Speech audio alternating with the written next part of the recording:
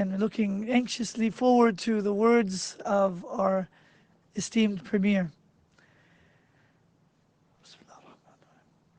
أعوذ بالله من الشيطان الرجيم بسم الله الرحمن الرحيم الحمد لله رب العالمين الرحمن الرحيم مالك يوم الدين إياك نعبد وإياك نستعين اهدنا الصراط المستقيم صراط الذين أنعمت عليهم غير المغضوب عليهم ولا الضالين.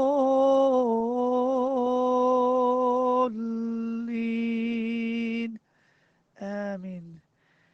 In the name of God, the most compassionate, the most merciful, all praise is due to Allah, God, the Lord of the worlds, the most compassionate, the most merciful, the owner of the day of reckoning, and unto Him we ask, we worship, and unto Him we ask for assistance.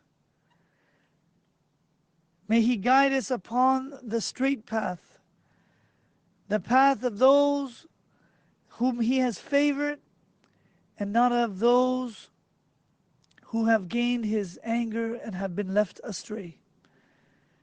Ameen. Amen. We are here at the Rashid Mosque at a very difficult time. As we all know, the suffering of the Afzal family, victims of a terrorist crime in London, Ontario. And we are very pleased that this province and the leadership of this province is taking the matter seriously and coming to the masjid, to the Muslim community, and standing in solidarity. And I want to thank the Premier and the Justice Minister on behalf of the Muslim community for doing so. This is a time where we come together. This is a time where we stand together. And we must remember that the Afzal family was like any other family. They had a father, a mother, a grandmother, a beautiful 15-year-old daughter, and a young child, 9 years old, who was still in critical condition.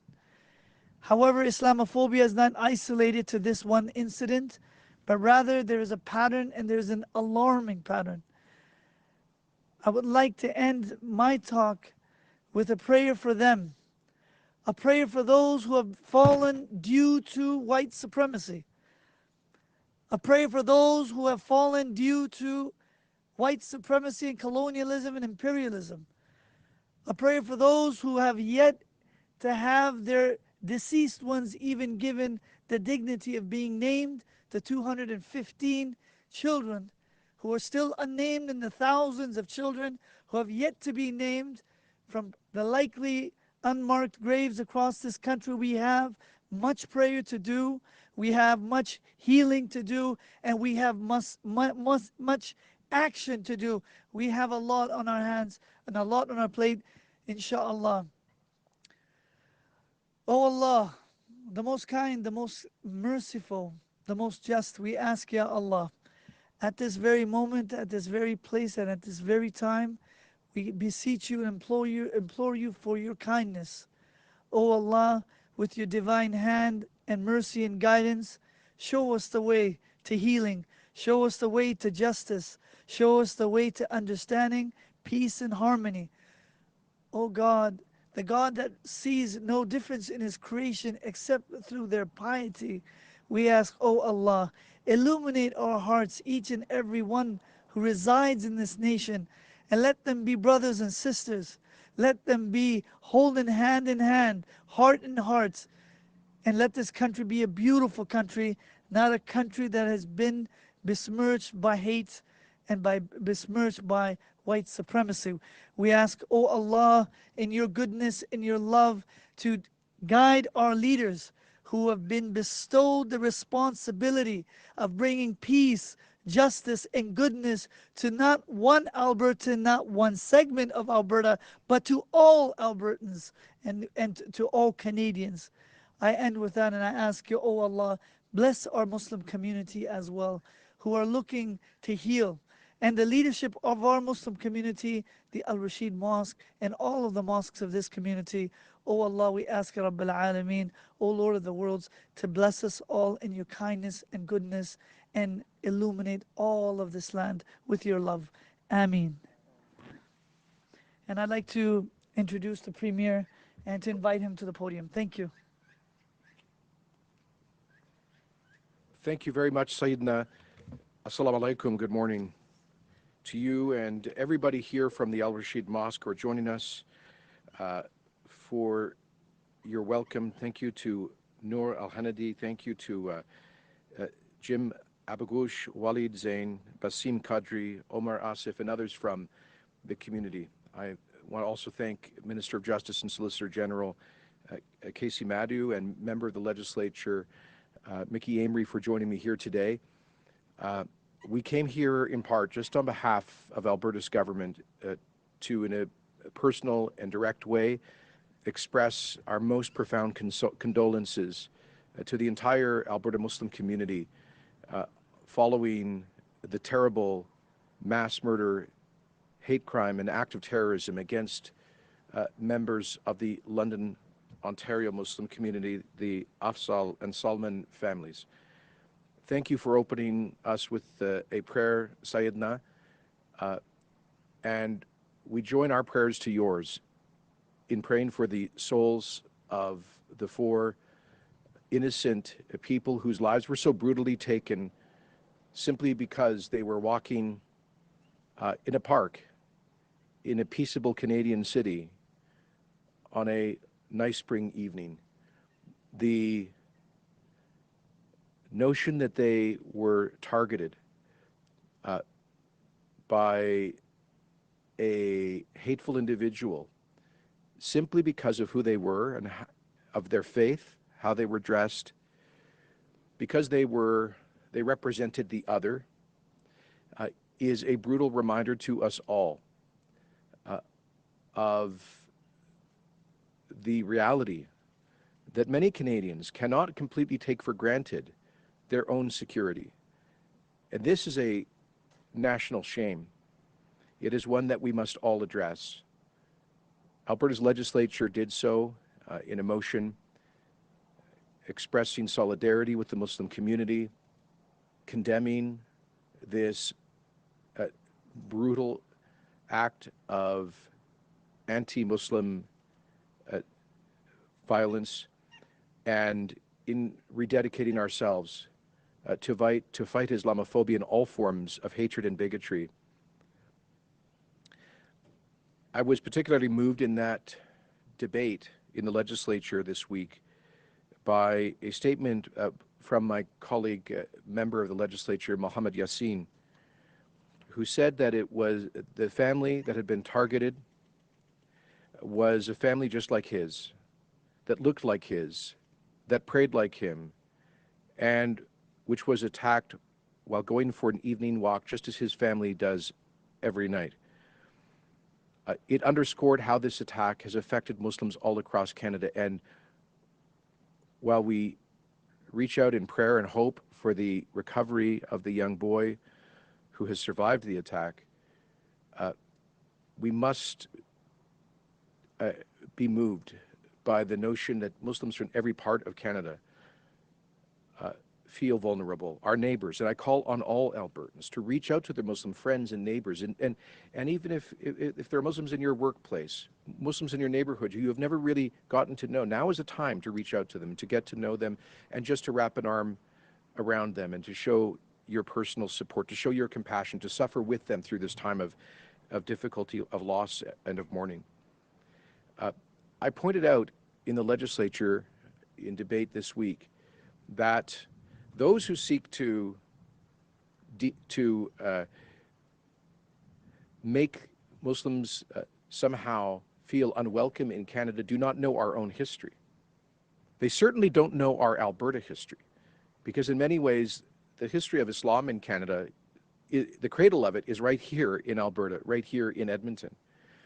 This mosque, the Al Rashid Mosque, where we are today, is the descendant of the first mosque built in Canada in the 1930s, and only the second mosque built in North America, right here, by hardworking Lebanese immigrants from the Bekaa Valley.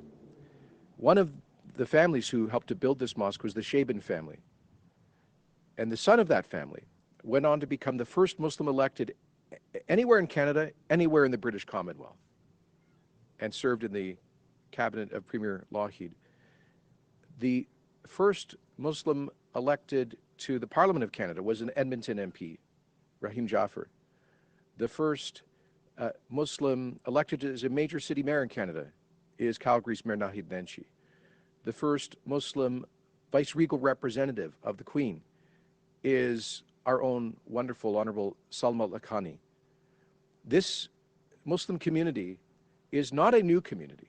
It is a community with deep roots of over a century in this province. It is a critical part of the fabric of this province, and we cannot allow anyone to tear that fabric apart. It is incumbent on all of us, of course, with words, to denounce racism and hate-motivated violence whenever and wherever it occurs.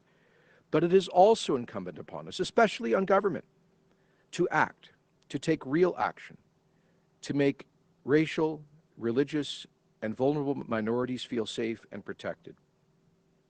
And we must acknowledge that while the Muslim community, Muslims are often targeted for bigotry and, as we saw this week, even terrible violence, it is true that other minority communities are as well. And we stand in solidarity with them. Alberta's government is acting. Yesterday, Minister Madu announced the creation of a dedicated provincial hate crimes coordination unit. This new unit will work in tandem with a community liaison to improve law enforcement efforts and achieve fair and just prosecutorial outcomes in hate crime cases. And today, Alberta's government is keeping a commitment to help groups protect themselves from hate-motivated crimes. The Alberta Security Infrastructure Program will provide funds to vulnerable community facilities that have experienced or are at risk of being targeted by violence or vandalism. This funding will help to pay for security enhancements to their facilities and to provide training for their staff. We anticipate that important facilities where communities gather will qualify, such as mosques, synagogues, gurdwaras, mandars, churches, faith-based schools, and other places that have been or may be targeted for hate crimes. The program is actually modeled on a grant program of the same name, which I helped to establish at the federal level and which has helped to finance security infrastructure for hundreds of faith and other community organizations. I've seen the effectiveness of this kind of program firsthand, which is what inspired me to implement a similar grant here in Alberta. A few years ago, there was an attempted firebombing of the mosque in Gatineau, or Hull, Quebec. As Minister of Multiculturalism for the Canadian government, I immediately the next day went and visited the mosque just to express our concern and solidarity. Thankfully, there was very little damage because the blast-resistant film that had been installed over the windows outside the mosque caused the firebombs to bounce off the windows rather than penetrate into the masjid. And the imam said to me that had it not been for that small security upgrade, he fears that the entire masjid may have gone up in flames. So small things like that can make a big difference in keeping communities and places of worship safe. Now, some would think that acts of this kind of violence don't happen in Canada, but last week's mass murder in London was a terrible reminder of how many communities in Canada feel that their day-to-day security and safety cannot be taken for granted. So let us be clear. All Albertans, all Albertans must be able to live in a province where it is safe to practice their faith, to exercise their freedom of religion. Albertans must feel safe to walk in their neighborhood and not fear for their safety because of the color of their skin. And this Security Infrastructure Grant Program is a concrete demonstration of Alberta's commitment to religious freedom, to public safety, and our shared opposition to the forces of hatred. I would now like to turn the podium over to Minister Madu, Alberta's Minister of Justice and Solicitor General, to provide more details on the Alberta Security Infrastructure Program.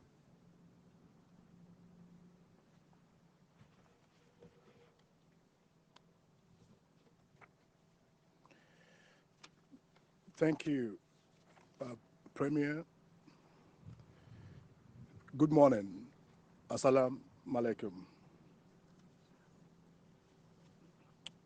When I drove up to this beautiful mosque this morning, I couldn't help but marvel once again at its beauty and the spirituality it exudes in and out.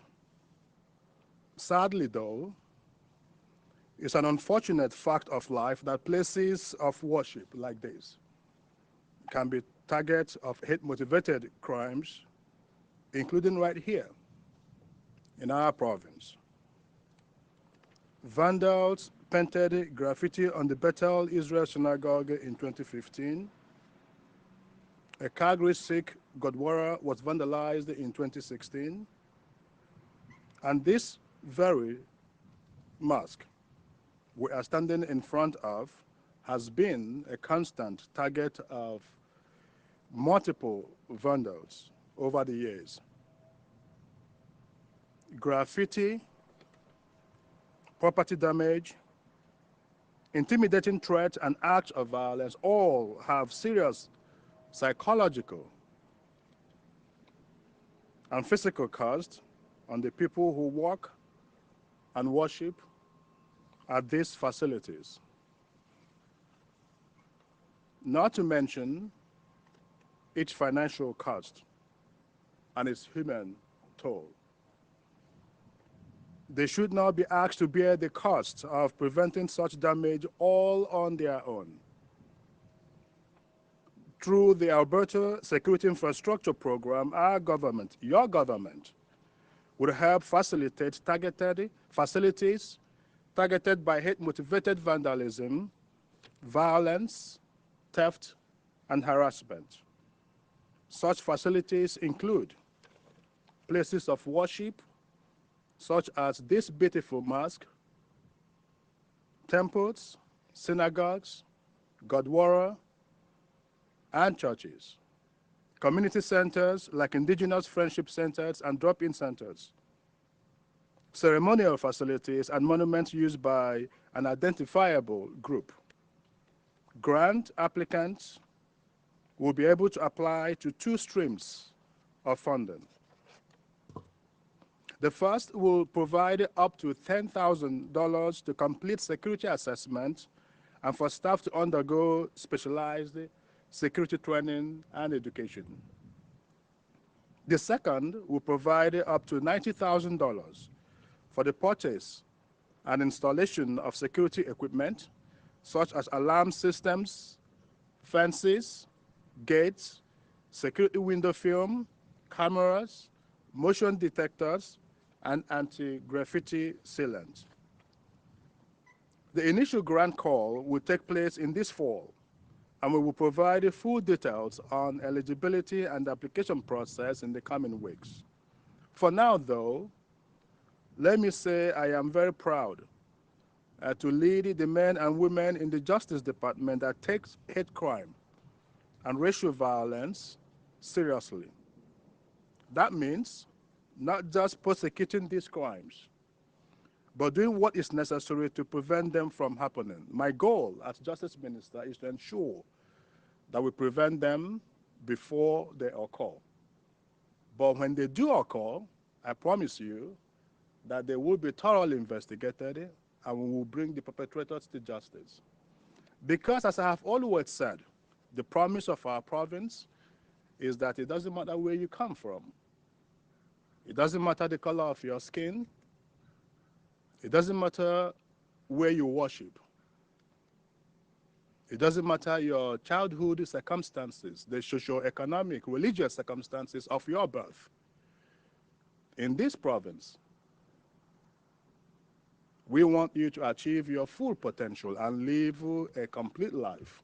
Live in peace. Raise your family. Build your businesses. That has always been the promise of our province. And I do want to assure the Muslim community that this government that I am part of is absolutely committed to that.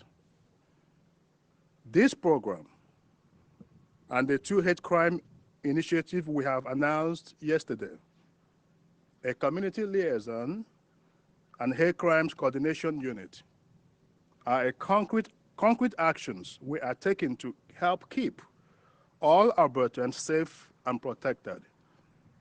In that unit, I have assembled some of the finest and brightest law enforcement, intelligence officials, those we can see and we cannot see, community leaders, to come together to make sure that they are working with your community, all cultural communities across our province, to do everything we can to prevent occurrences such as the one that happened in London, Ontario.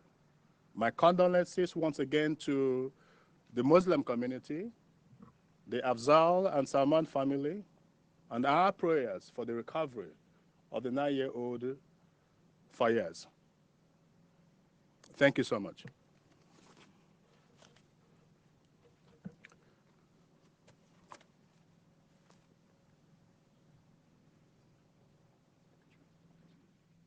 I think I'd like to invite our next speaker up. Good morning, everyone. Assalamu alaikum. Bismillah ar-Rahman ar-Rahim. I want to begin by, again, giving our condolences to the family in London, the Afzal and Salman family. I greet you today, we greet you today with heavy hearts, but we're also inspired by our leadership. I want to thank Honorable Premier Kenney, Honorable Minister of Justice Madu. The words you spoke this morning ring very true, particularly to the Al Rashid community.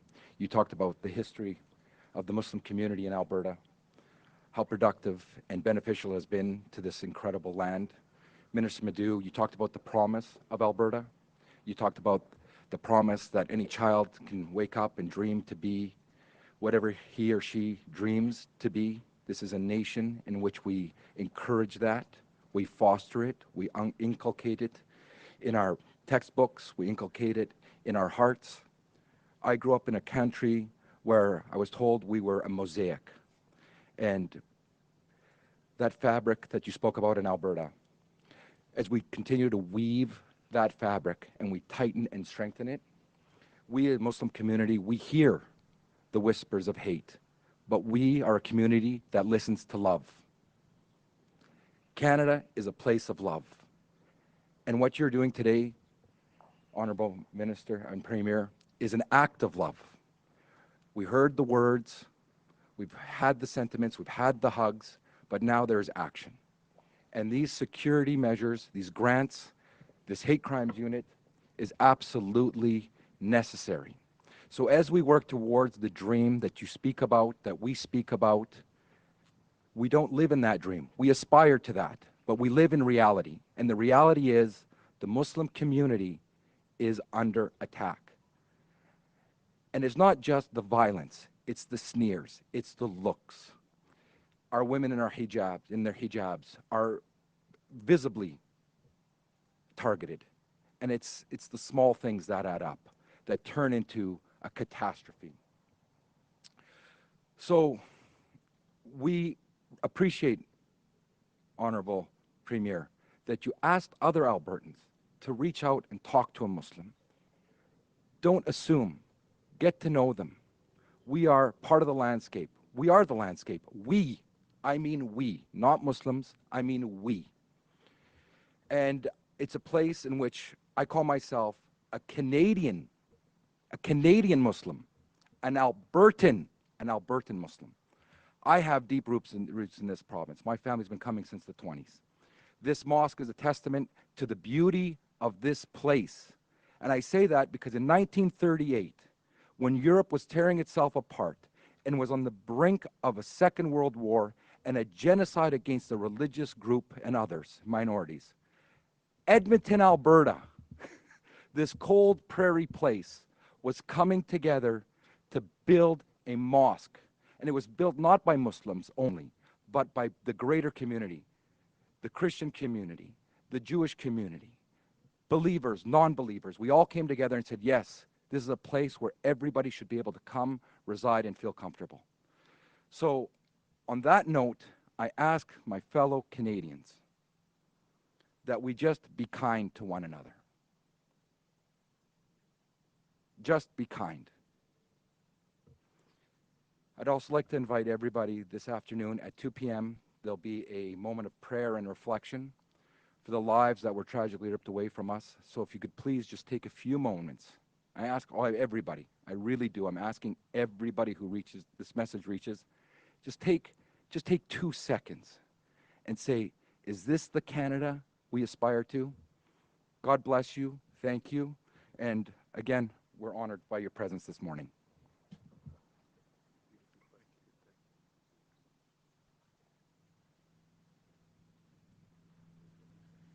All right. Thanks, everyone. I think we'll open up for the Q&A.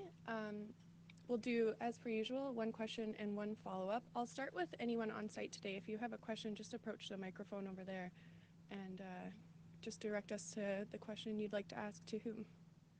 I suppose it would be for Minister Madu first. Just hoping for a few more details about the program itself.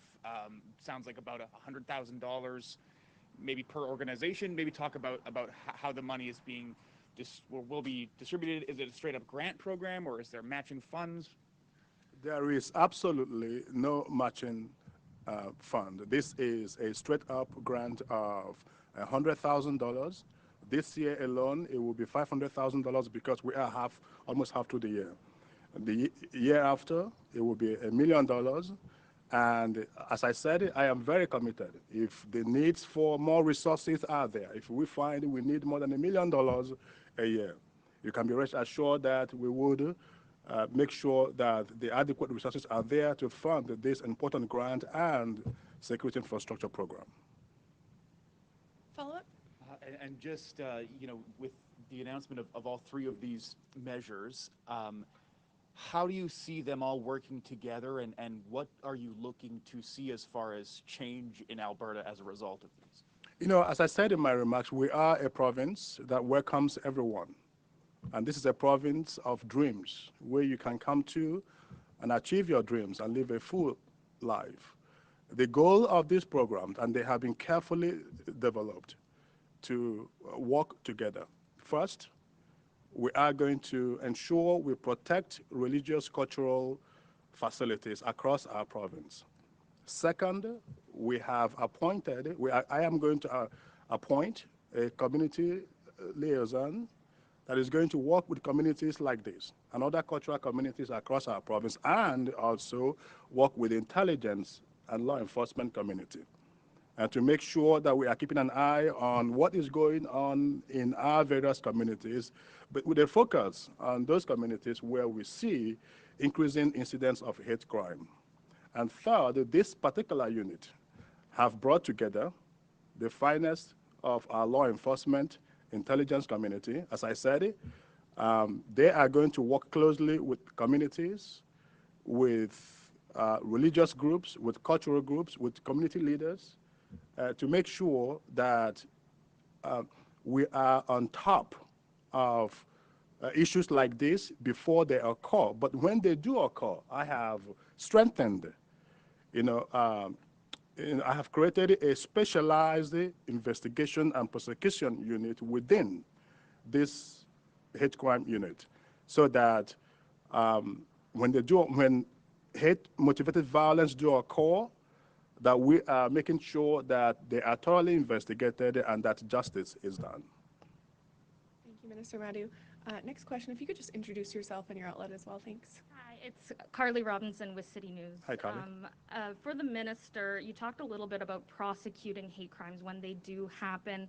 Those in the law enforcement community often talk about how hard it is to lay a hate crime charge, even when something you can see is very hateful and causes harm to the community. I was hoping to get your perspective on what needs to be done to be able to fully prosecute these crimes. Great question, Kelly. As you know, hate crimes are provided for in the Criminal Code of Canada. We do have the laws. The laws are there in the Criminal Code. If I think the laws are not there in the Criminal Code, I would be thinking of legislating something that would obviously meet the threshold of our Constitution. But the laws are there. The problem is with respect to investigations and being able to ensure that what we call in law the mens rea, in other words, the intentions, are proved in court.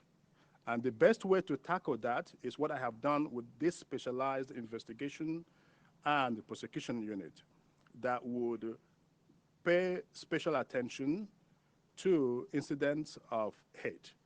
So these fine men and women will be dedicated to investigating matters of this particular nature. If we have thorough investigation, dedicated law enforcement and intelligence officials, I can guarantee that we will be successful in prosecuting them, and that's what I'm looking forward to do.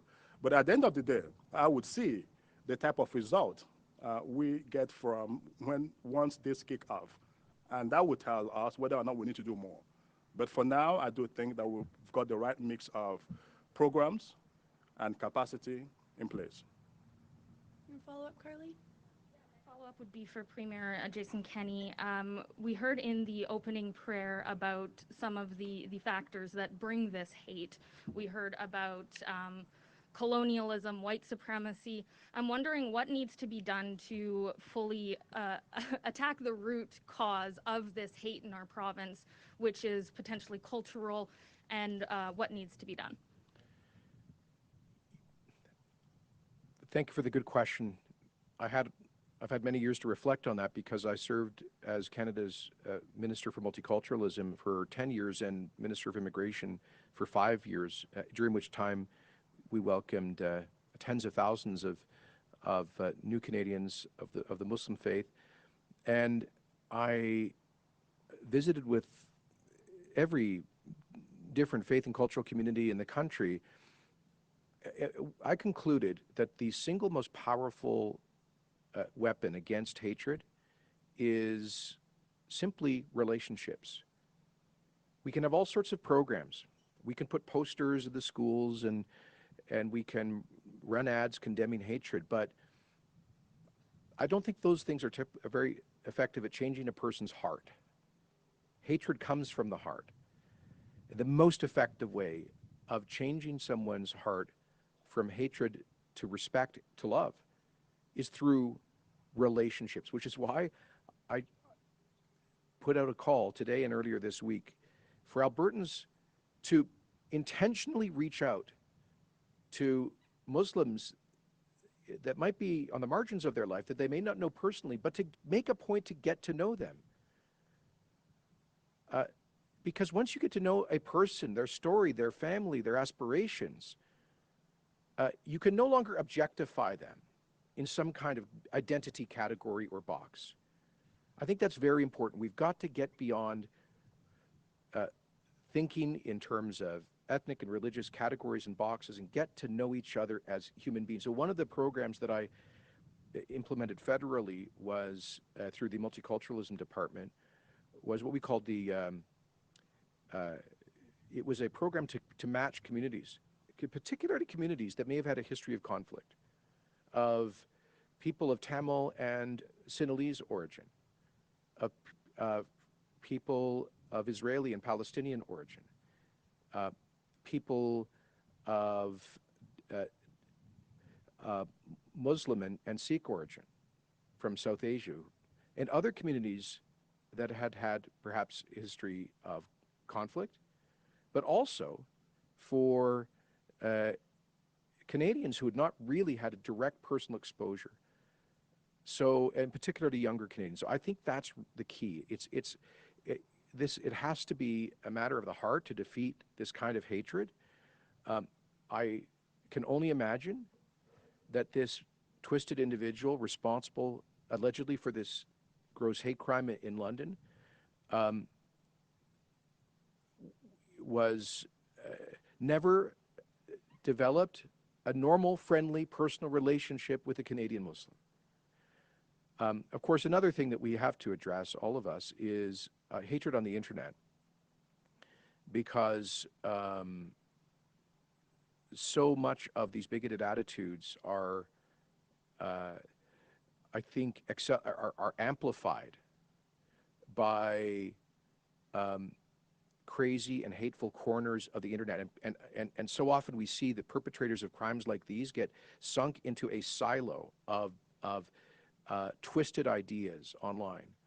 So I do hope and I expect that the stepped up hate crimes policing effort that the minister has announced will focus in part on that.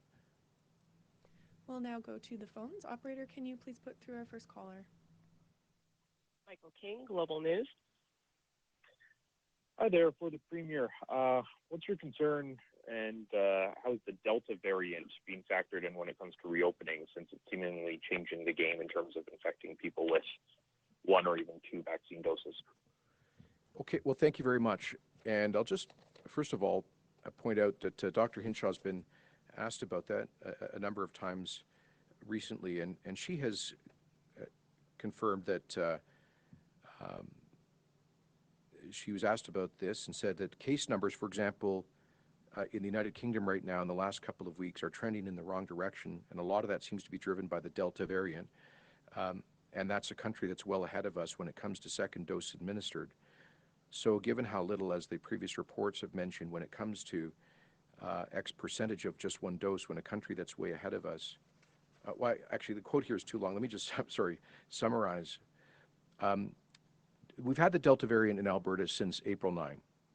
And as of yesterday, I think we were reporting just over 100 active cases. So it does not appear to be growing at an alarming rate to date.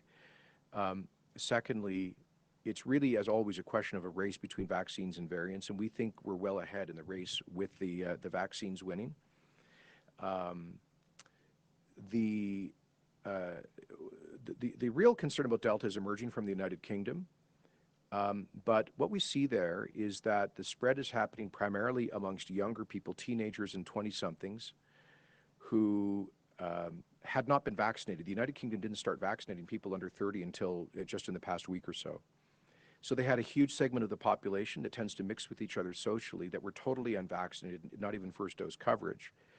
And in certain cities in northern England, the travelers had come back from South Asia with the Delta variant, and it began to circulate in younger cohorts in those particular communities. But it has not resulted in a measurable increase in hospitalizations in the UK. So there appears to be no significant additional hospital pressure in Britain. What we have different here is that we went faster and broader in our population rollout of the first dose vaccines. So everyone from 12 and up is at least 50% covered in every age category. So we don't have an entire age category that is unprotected. So we already have better protection right across the age spectrum. And in fact, we have higher first dose coverage now than the United Kingdom does. They're at about 62%, and we're closing in on 68% here in Alberta. So what we actually see in the data is the numbers continue to come down. You'll see that in today's report. Our positivity rate has come down. The rate of transmission has consistently been below 1 now for the better part of a month. The hospital pressure is abating. We're now below 100 in ICUs. I wouldn't be surprised if this week we're below 300 on total hospitalizations. So we have the hospital capacity. We continue to roll out the vaccines. And we have to keep an eye on this. But I am confident, as is Dr. Hinshaw, that with the breadth of vaccine rollout, that we are going to be able to prevent negative health outcomes from the Delta variant. And do you have a brief follow-up, Michael? Yeah, just with Hinshaw, Dr. Hinshaw saying that she's going to be away for the week. Any concerns in terms of messaging, especially when it comes to getting people out for their first and then second doses? Any plans for the province besides just online updates to make sure that this message gets, since we're at such a pivotal point here, gets conveyed as clearly as possible? Sure. Well, let me just say that after 16, 17 months of working 100-hour weeks, I think Dr. Hinshaw deserves a few days off with her family, and so I hope she has a good break, and she'll be. We'll have the involvement of her senior officials from public health in the news conferences next week, and I'm sure if anything that's really an emergency arises, we can consult with Dr. Hinshaw. But she has a great team, and they'll be working with the Minister of Health and the Emergency Management Cabinet Committee. We will be making an announcement in the next few days about additional efforts to promote and perhaps even incentivize vaccination. As you know, the first growth demand has slowed a bit, which is frustrating. But we just want Alberta, we're so close to that 70% threshold of first dose coverage and population protection. But we've only been growing at about 0.2, 0.3% of population recently. I want to remind people that if they were vaccinated outside of the country, like many of our snowbirds were, they can now drop by an AHS office and present the paperwork and be counted in our system as having been protected. And I think yesterday we incorporated into our count the Canadian Armed Forces personnel, including those here at CFB Namao, who have been vaccinated through the federal system. So we're getting there. I believe we will hit the 70% mark next week, but we want to keep growing, of course, to 80 and above if possible.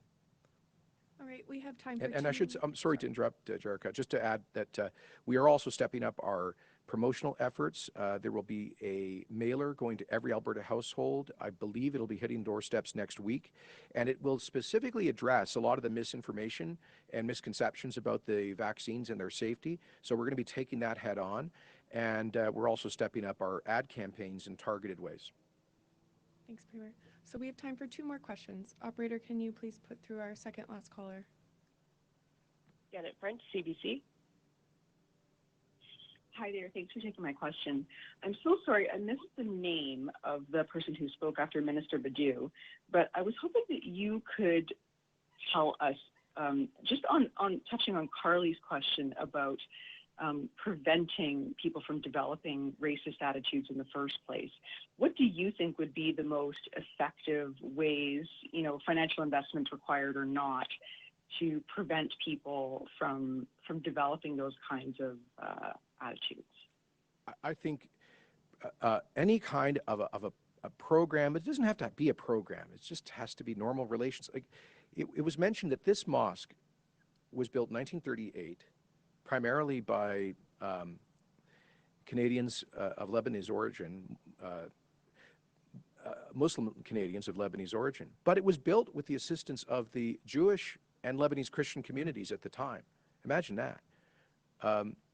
And they didn't need a government program or government funding to get them to do that. It was the community coming together. And that's the Alberta spirit.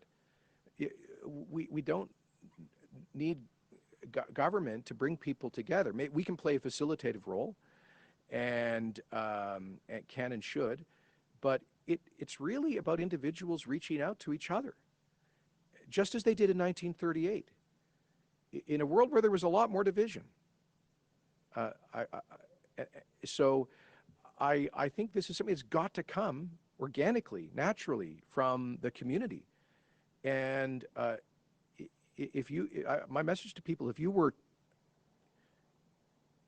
moved, touched, devastated by the violence in London this week, do something very simple about it. There must be a Muslim family somewhere in your sphere, in your community, and in your workplace. Just give them a call. I encouraged all of our MLAs the other day They all know Muslims in their communities. I said, why don't you spend part of the weekend just picking up the phone and impromptu calls to meet people in the community, just to check in, see how they're doing, express concern. That kind of informal outreach, it's not, government can set a tone and call for it, but it's ultimately got to come from the community. And I think that's a very Alberta thing to do. Do you have a follow-up, Janet? Yeah, sorry, perhaps I wasn't clear. That I'm sorry. was a question for the man Oh. who spoke after Minister Madu. I apologize. Did you know that? I didn't understand that. Go ahead. I was waiting patiently.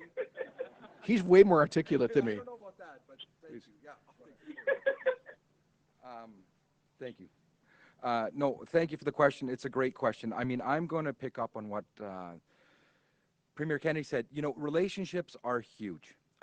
They're huge. We got to talk to one each other. We got to want for each other what we want for ourselves. It's good advice. I think Christ came up with it.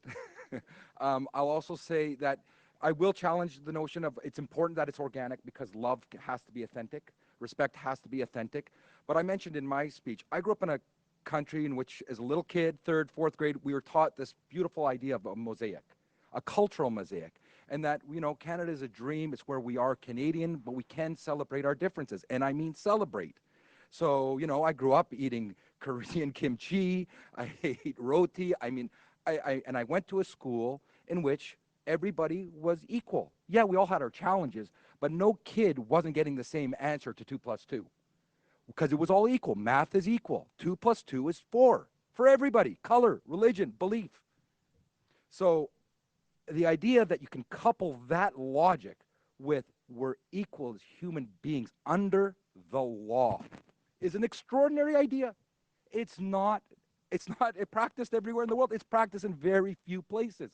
And Canada is exceptional. It's an exceptional place. And it's dear. And it's meaningful. And it's important. And Canada was cracked in London, Ontario. It was cracked. But we'll repair it because we're people of good. And I want to say that, I have so much faith in my fellow Albertans. I have so much faith in the people around me. I have so much faith in the people that play soccer with my children or play tennis or go to school with them that I'm not worried. We are on our heels, absolutely.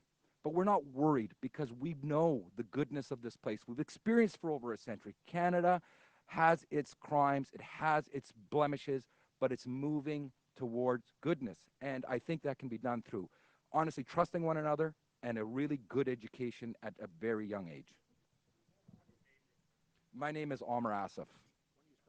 I am, it's spelled AUMER ASSAF. Thank you. Thank you. We will now go to our last caller. Operator, can you please put through our last caller? Charlotte Desmoulins, Radio-Canada. Oui, bonjour. Mes deux questions vont être pour M. Kenney, s'il vous plaît. D'abord, M. Kenney, pourquoi vous en êtes rendu maintenant à penser qu'il faut encourager les gens, les Albertains, à avoir un vaccin avec une loterie ou des incitatifs? Oui, nous pensons sérieusement à une telle loterie pour créer un incitatif d'obtenir le vaccin. Il y aura des nouvelles à cet égard prochainement, mais ne retardez pas parce que tout le monde qui ont été déjà vaccinés sera inclus dans une loterie potentielle. Nous avons vu dans certains États aux États-Unis que ces loteries étaient très efficaces en augmentant le nombre des personnes qui ont obtenu les vaccins. Écoutez, on a vu une diminution considérable dans la demande pour les premières doses des vaccins dans les 2-3 dernières semaines. Alors, il y a un certain nombre de personnes qui sont peut-être ouvertes à l'idée de vaccination, mais il faut avoir un petit encouragement. Alors, nous considérons toutes sortes d'idées de faire cet encouragement, y compris potentiellement une loterie. And do you have a follow-up, Charlotte? Oui, c'est pour le sujet de la conférence de presse. Monsieur Kenney, 500 000 que vous allez donner, ce n'est pas beaucoup pour tous les organismes et les lieux de culte qui peuvent se sentir à risque dans la province. comment pensez-vous que ça va vraiment faire une différence pour eux? Ça sera un programme de au moins $1 million par année, mais maintenant nous sommes déjà à moitié de l'année passée. Mais on va l'augmenter. S'il y a une demande importante, c'est le début. C'est effectivement un programme pilote. Mais $100 000, c'est une subvention assez importante, je dirais, pour les installations communautaires de se protéger. Je l'ai vu moi-même au fédéral. Effectivement, ce programme est plus généreux du programme pareil au fédéral parce que celui-là, il faut que les communautés, comme le mosquée, donnent 50% des fonds. C'est un programme par année, 50-50%. Mais ici, le programme de l'Alberta est 100% des subventions gouvernementales. Et alors, c'est plus généreux à cet égard. Mais on va lancer le programme, on va voir la mesure du demande. Et comme j'ai dit, s'il faut l'augmenter, les fonds disponibles, nous le ferons. Oh, sure. Yeah, not bad. I didn't know he spoke French. So the question was about the funding, and well, the first question was about lotteries for vaccines, and I said that we are seriously considering something like that in Alberta to incentivize people who have been maybe a bit reluctant to date to get vaccinated. Every COVID patient costs our system nearly $250,000. So if we were to put a bit of money out there as an incentive, it would easily save us in the long run in terms of preventing COVID-related healthcare costs. And we are looking very closely at the experience of a bunch of U.S. states which have seen significant upticks in vaccine demand as a result of lotteries and other incentives. So just stay tuned as we consider that. On the other, I was also asked about the funds, whether the $500,000 this year is sufficient. And echoing the minister, I said that first of all, this program is more generous than the federal counterpart program because the federal program is 50-50 cost shared. So the community would have to raise $50,000 in order to get the benefit of that subsidy. This is a 100% government program, recognizing that many of these communities are really far-stretched charities and nonprofits to start with. And secondly, as the minister said, we're starting with $500,000 this year just because we're halfway through the year. And at this stage, it is a bit of a pilot. But if the demand runs much stronger than the funds that we have budgeted, then we'll find additional resources. We'll expand the program if the demand is adequate. Thank you very much, everyone. And thank you especially to everyone from Al Rashid for welcoming us.